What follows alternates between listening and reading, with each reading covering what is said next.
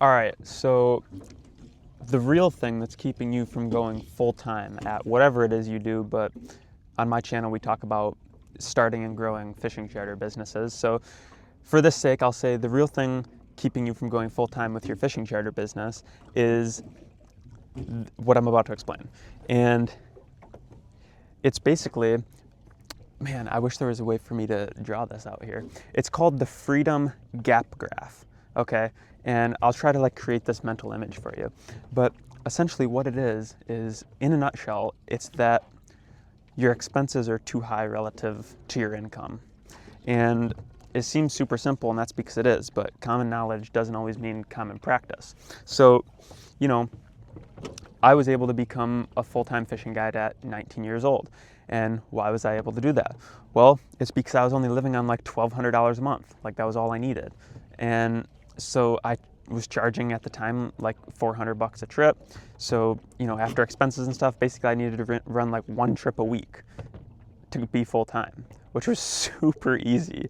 It was super easy to do that. So that's why I was able to be a full-time fishing guide at such a young age. But on the flip side, you got these guys, they're yeah, I'd really love to be a full-time guide. And I'm okay, cool, great, yeah, what's your monthly expenses?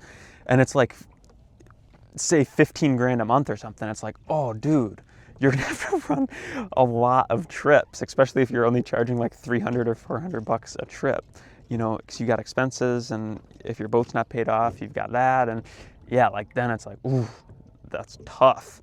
So the problem really just always is that your expenses are too high. And it's what sucks is I see people with these fixed expenses, like boat payments and stuff like that, and you can't help it. And it's kind of sad. But if you're watching this early enough and your expenses are low, if you're young or something like I was, dude, please, I'm getting down on my knees and crossing my hands and bowing towards you, saying, please, keep your expenses low, because it's how you're going to win long term. And it's how you're going to win in more than just being able to go full time. There were plenty of months where I'd make $3,000 to $5,000 a month in actual take home net profit after all expenses. And I didn't go out and buy a new boat.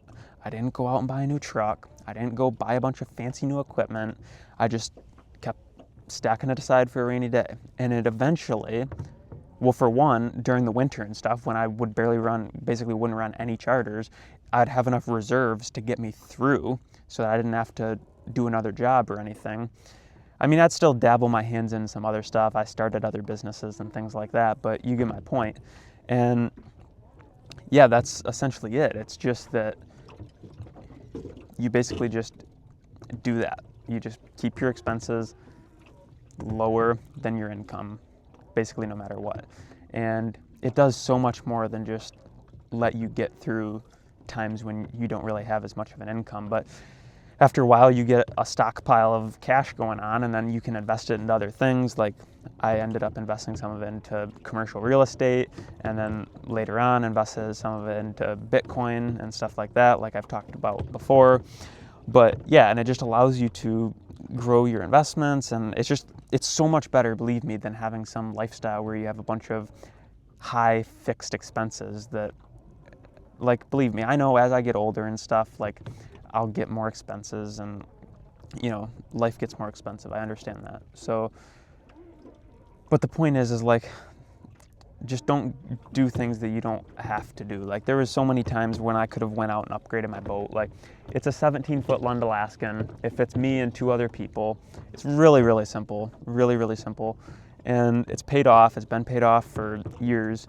And that's a big part of keeping my expenses so low. There's been a lot of times when people are when are you going to get a new boat? When are you getting a new boat? When are you getting a new boat? And because that's what they expect. It's oh, you start doing good, you get, a big fat loan, and you go get a, super expensive, flashy new boat. And it's the truth is that wouldn't have helped me book any more trips, I don't think. And it wouldn't have necessarily really made my client's experience that much better. So that's basically the big reason why I didn't do it. The only thing that I kind of missed out on was having more seats, because I can only take 2 people when, the 6-pack license, you can take 6 people. And so a lot of bigger groups I've missed out on. So you could argue that the cost would be justified by larger groups and stuff like that, which that's a discussion for another day. But yeah, basically, like, lesson of the day, story, like, summary here is just keep your expenses lower than your income, and when you do that, that's when you can go full-time with anything.